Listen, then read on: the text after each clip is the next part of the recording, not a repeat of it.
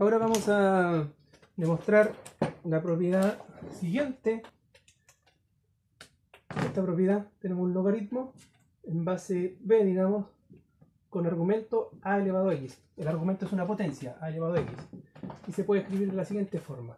X por el logaritmo en base b de a, con argumento a. Entonces, lo que parece es que en el argumento, como hay una potencia, ¿cierto? Ese exponente puede quitarse del logaritmo y dejarlo como factor afuera. ¿Cómo lo puedo demostrar esto? Voy a partir por esta parte, este logaritmo en base b de a, y le voy a dar un valor y, algún valor, entonces un logaritmo real, algún valor tiene, y ese valor le vamos a decir que es y, y por definición de logaritmo, esto lo podemos transformar a potencia. B elevado a i es igual a, como hemos visto. Donde es el argumento, ¿verdad? Y ahora esto podemos aplicar aquí un exponente al lado izquierdo y vamos a hacer lo mismo al lado derecho.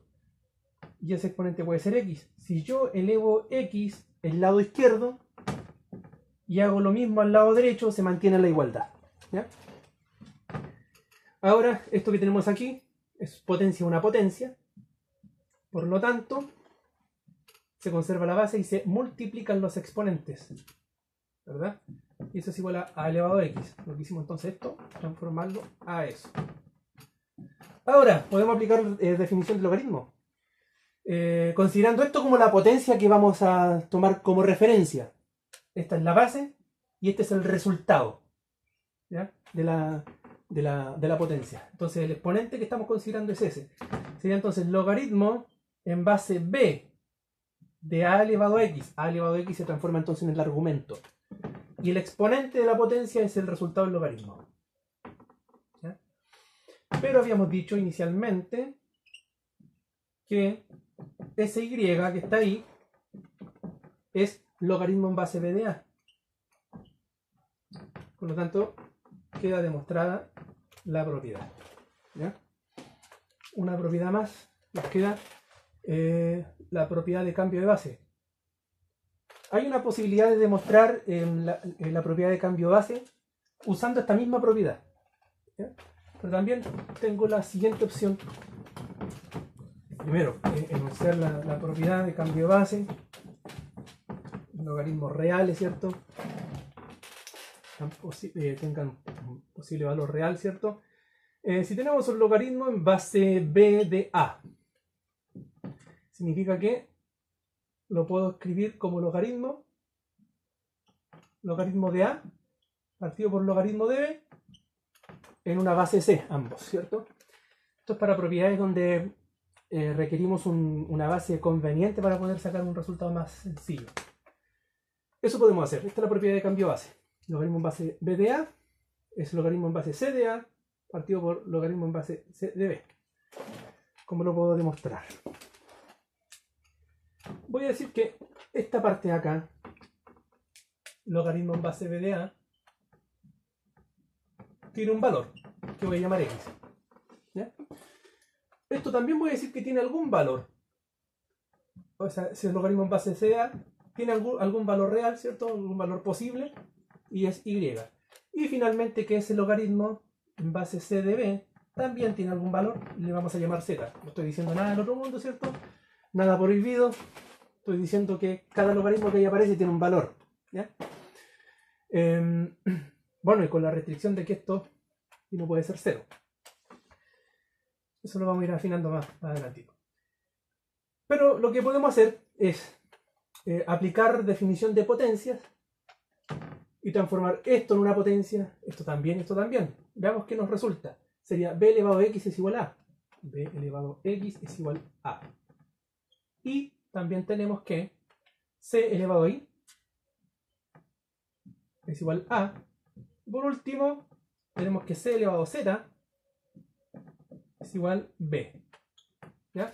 Tenemos esas tres potencias que resultan de aplicar la definición de logaritmo a los tres logaritmos que hemos visto acá. Aquí vamos a trabajar y vamos a reemplazar. Ya sabemos que a es c elevado a i y sabemos que b es c elevado a z. esos valores voy a reemplazar. Entonces, en vez de b, voy a poner c elevado a z. Y a la vez va elevado a x. Y en vez de a, voy a poner c elevado a i. ¿Qué implica esto? Que aplicando potencia de una potencia, esto es c elevado a z por x, por x por z, z por x. Y tenemos c elevado a y. ¿Qué implica esto? Las bases son iguales, significa que los exponentes deberían ser iguales. X por z, z por x es igual y. Vamos casi. Voy a permitirme entonces borrar por acá para tener un poco más de espacio y terminar. ¿Ya? Esto que tenemos acá,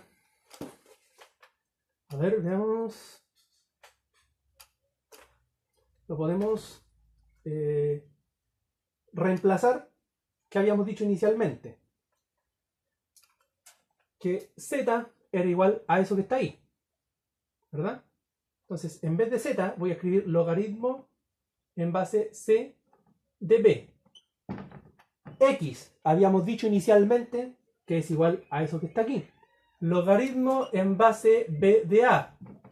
Y finalmente, el y, habíamos dicho que es el valor que le íbamos a dar al logaritmo en base c de a. Y terminamos así. Que este logaritmo en base b de a lo despejamos, ¿cómo? Dividiendo este que está multiplicando. Quedaría entonces a este lado logaritmo en base c de a, y esto que lo pasamos dividiendo, logaritmo en base c de b. Queda esto demostrado. Un proceso más directo, más sencillo. Voy a borrar aquí, esta es la demostración. Un proceso más sencillo pudo haber sido, como decía, aplicar la propiedad que habíamos demostrado antes. El tema es que habría que demostrar primero esa propiedad para demostrar esta. Ya nos fijamos que no era necesario, pero también se puede y es más breve. Digamos que x es igual a logaritmo en base b de a. A ver, eso entonces, ¿qué nos dice?